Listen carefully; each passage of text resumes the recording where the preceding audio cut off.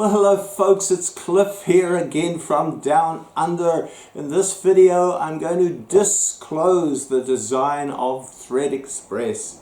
So please don't skip ahead to halfway through and sort of shortcut the introduction. Give me a chance to give you a bit of an introduction. It'll make it all a bit more interesting. Well, first of all, I'll run a 10-second clip on what Threadexpress can do in case this is new to some of you, and remind us all a bit about what this little indexing and thread cutting attachment can do.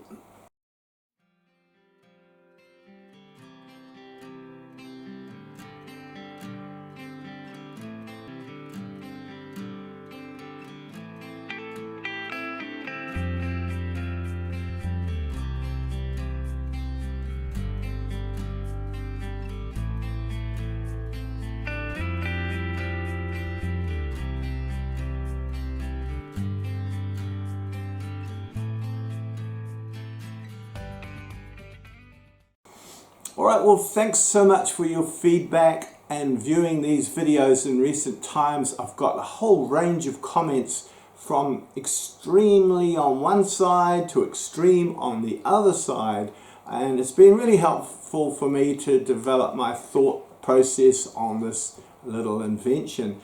Some folk are saying, for goodness sake, don't reveal the design, keep it secret, keep it patented, find a buyer. And once you release the design, there'll be people in China that'll copy it and mass produce it, and they'll take all the profits and you'll be hung out to dry. And on the other end of the spectrum of comments, I've got people saying, well, don't keep it to yourself, share it with the world, or you'll take it to the grave with you. You know, it's very blunt comments, but that's okay. I mean, most people have been giving really genuine helpful comments, and some of them are blunt, and that's fine. Okay, so I don't want to take it to the grave with me. I have been trying to sell this invention over the years, but as I've mentioned, I'm not much of a salesman. It's so hard to make first contact with a potential buyer. You know, if you contact, say, a manufacturer of accessories and you send them an email, it gets caught up in their spam filters nowadays.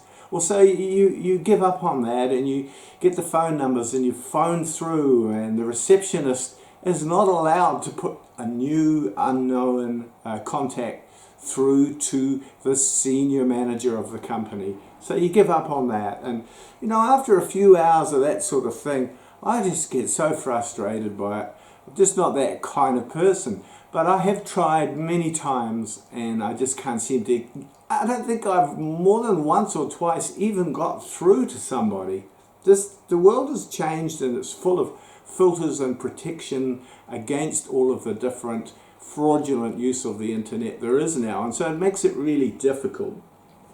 So in the end, I've been relying on the release of videos to advertise this invention, and hopefully eventually it'll find its way to the right person. But it doesn't look like that's going to happen. And now we have Presso's Build series in Australia, slowly revealing the design, and the point has come where I really need to show you how it works.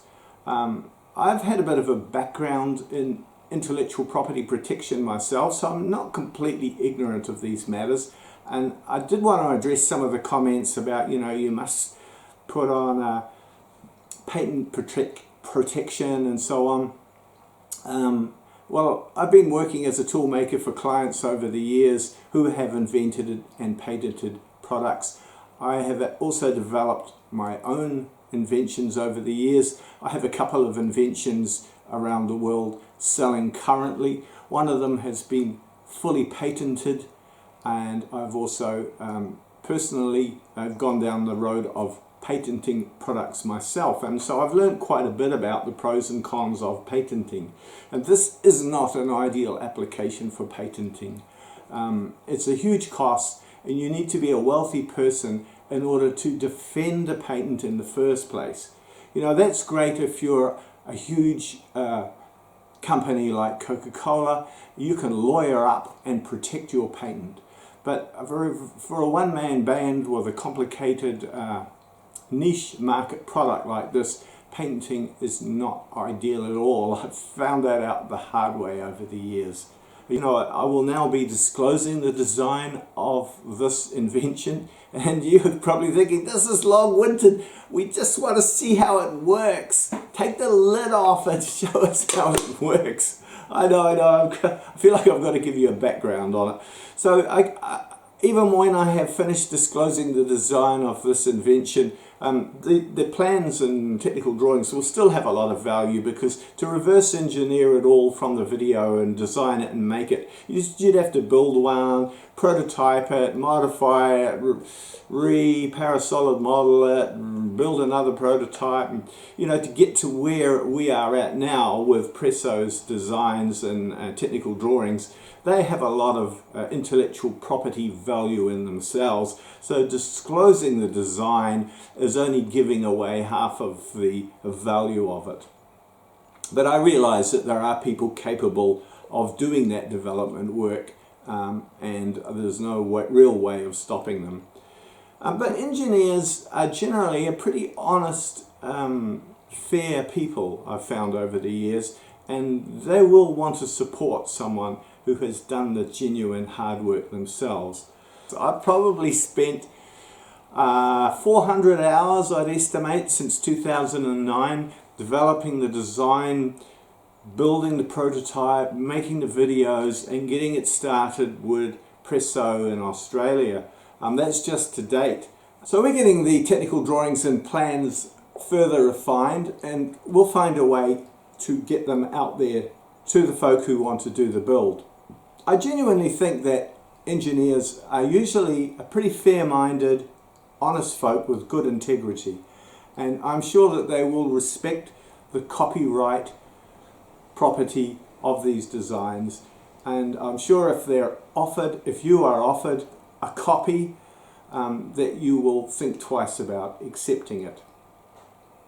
So a quick overview that you'll probably very quickly think that won't work is a hand wheel here, turning a bevel gear, turning the spindle, and there's a thread on the outside of the spindle, and that moves a nut here, and then there's a pivot around that nut, and what you have then is a long ratio arm underneath this transfer plate with a fixed pivot right down the end. So when we wind the hand wheel, the nut moves on the spindle. It moves its greatest distance here, the pitch of that thread, and it moves 0 right down the end where it's fixed. So we have full movement there, 0 down that end, and an infinitely adjustable adjustment in between the two. So wherever we set that on the graduated scale, we can get any pitched thread in metric or in threads per inch, because we're gaining the ratio that we want by sliding it along the ratio arm. So when we wind the handle, it transfers the motion of the nut through to the transfer plate through the ratio arm. Incredibly simple. And I wanted this to work in 2009, but I could see that it wouldn't, because there'd be a variable ratio, because as the angle changes, the amount of movement changes, and the whole thing won't work. And I'm sure there have been many people that have thought about this over the years and have thought, wouldn't that be so simple if it worked? But it won't work. You'll get variable ratio, and dismissed it.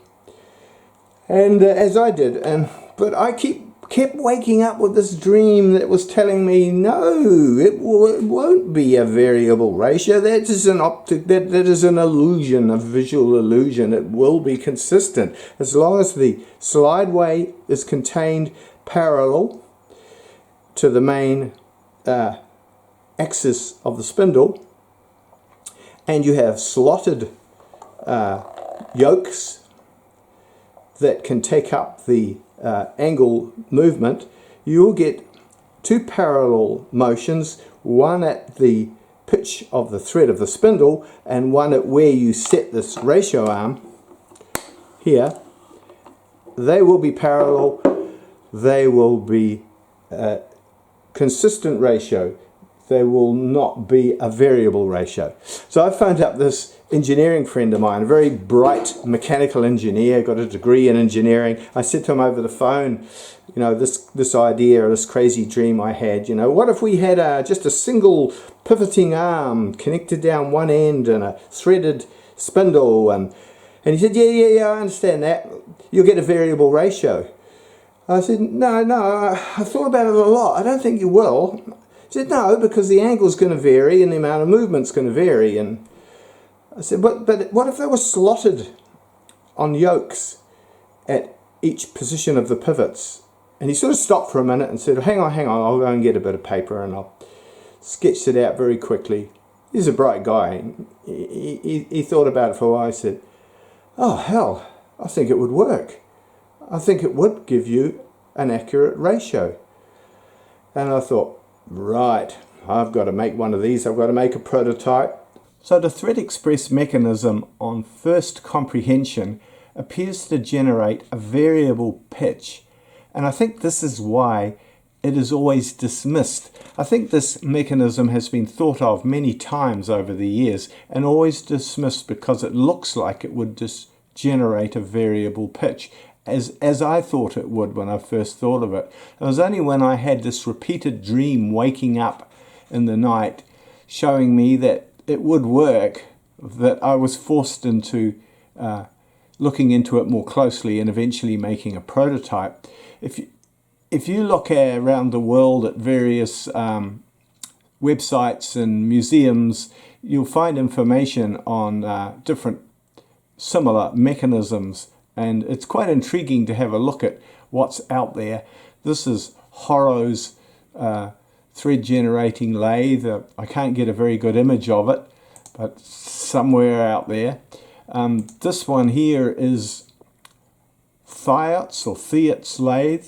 It's actually displayed in the Museum of Arts and Crafts in Paris, and I think Presso visited that museum when he was over there a few years ago and has had a look at this. And at first sight, again, it appears to be a very similar mechanism. You can see here there's a thread on the spindle, there's a linkage, there's a ratio arm that's pulling the carriage and the tool along. And at first thoughts you think, I haven't invented it after all, I've just reinvented it. Here's a guy back in 1751 or something who invented it then. But if you look at it closely, you realize that these pivots are fixed. And that means that the ratio would vary. So you can only cut a very short thread in the middle of its setting, and then you'd start to get errors. And it looks like it was never quite understood that this is what the problem was, and it needed to have sliding yokes where those pivots are. And everywhere I've looked, I've found different mechanisms. Some of them are very similar, but none are quite the same. Here we have a Vetkoa threading attachment. It was discovered by a guy in the States. These were produced for a few years. There's the monoset grinders mechanism. There's rifling mechanisms, but none of them are the same. Well, there may be one out there that is exactly the same, but I've yet to become aware of it. I genuinely have not been able to find anything quite the same. If you want some evidence as to how accurate this machine is, have a look at a recent video called Accuracy and Durability Tested, where I do some long travel and repeat tests on how accurate and how durable it is. When I was learning engineering many years ago, my boss said to me, and always remember, there's nothing new in engineering. And to an extent that's right. You know, from a philosophical point of view, have you thought about this subject? I find it really fascinating that everything has the potential to be designed in the very structure of physics, in the very radio waves and photons and gravity of the universe that was here 13, 14,000 million years ago. Everything had the potential to be designed, and therefore there are no designs and no inventions. There are just discoveries of potential, and that should keep us all humble. Let's pull this top transfer plate off and show you a little bit more, or the same thing but a little bit more clearly. So we have a simple ratio arm. It's just a piece of steel.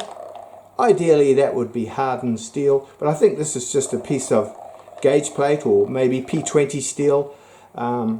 You've got a sliding yoke pivot there, and a different design sliding yoke pivot on the spindle. So you can see there you've got a huge ratio change between that end and that end. Now usually designs have inherent compromises, and one of the things I love about this design is it doesn't have an inherent compromise. It just fits beautifully. So down this end where you have a lot of travel, almost as much travel as inside the housing, you cut a coarse thread. And of course a coarse thread is larger in diameter and you need a greater length. Perfect, no compromise. In the middle you have a middle pitch thread, and for smaller diameter middle pitch threads you need a middle length, generally speaking.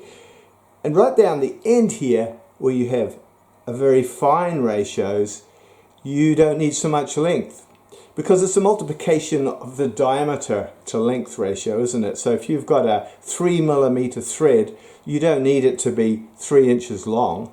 You generally are only looking for a thread that is less length, and beautifully inherent in this design, you have less travel there where you don't need a lot of travel, and more travel there where you do need a lot of travel. I mean, it's just one of those beautiful coincidences of this mechanism, that it all works for you and not against you. There doesn't seem to be any compromise. Earlier in 2024, I issued a challenge to viewers if they could work out how the mechanism operated and let me know in the comments below the video. So here are the comments below that video, and one chap further down the list of comments, I think he's correct the way he describes it. Ashley, Ashmans1, my guess on how it works: the chuck is rotated at a constant ratio from its driver, e.g. the hand wheel. The z-axis is moved in its travel by a lever of sorts. The lever is driven by a lead screw and nut from the same driver as the chuck, e.g. hand wheel. The pivot point of the lever or leverage point is altered to set the thread pitch. So hard to explain without drawing it. Keep up the good work. Well, congratulations, Ashley, if that was you. Please reply in the comments below if that was how you envisaged it working, and if you thought of a different idea, perhaps you could be honest and let us know, and we'll go down the list and look for the next person who might have thought of it. And if you thought of the correct mechanism, were you not concerned about the problem of this mechanism generating a variable pitch, or had you not got as far as worrying about that yet? Well, that's probably enough content for this video. If you'd like to build one of these, hop across to Presso's YouTube channel, where he's doing a series of videos on his build of a version 3, a more refined version of this prototype Threadexpress. You can support this whole project by liking and subscribing to my channel and his channel if you're not already. That will help to promote it, which will increase the number of people interested and therefore help to justify our further investment of time refining the plans that will become available. So please help us out where you can. We'd love to hear your thoughts in the comments below the videos, and stay tuned. We'll see you again next time. I'll be doing a lot more videos on Threadexpress as we move into the future. And we've got our skewed scallops. It's a little thumb grip. I'll show it to you in its application in a minute. So all of these tests are coming out really well. Machining hexagon nuts with threads. Can machine bolts all in the one setting, the thread and the hexagon. And from the previous video, tests such as machining a very small, slender 3mm screw that's less than 1/8 of an inch with thread milling, much lighter machining loads than you get with screw cutting. Larger parts that are made out of 4140, a much bigger part here. So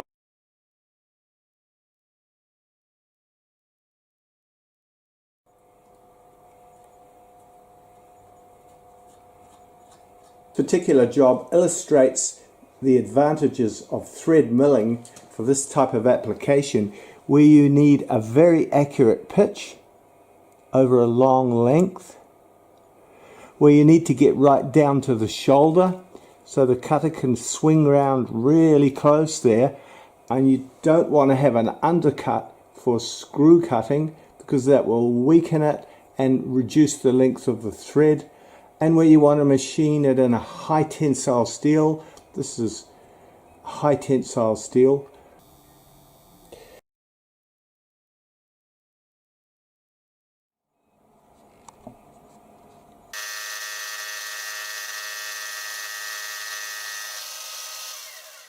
And you can see the cutter there is just shy of the base. Set the unit to the correct pitch thread, juggle the cutter in to the existing thread until you're just touching on the gullet of the thread like that, and then just wind it on and extend the thread as far as you want to go. And tungsten carbide fly cutter, for example, will very easily cut high tensile steel bolt. But you try doing that with a die, even a high-speed steel die. It's a massive task.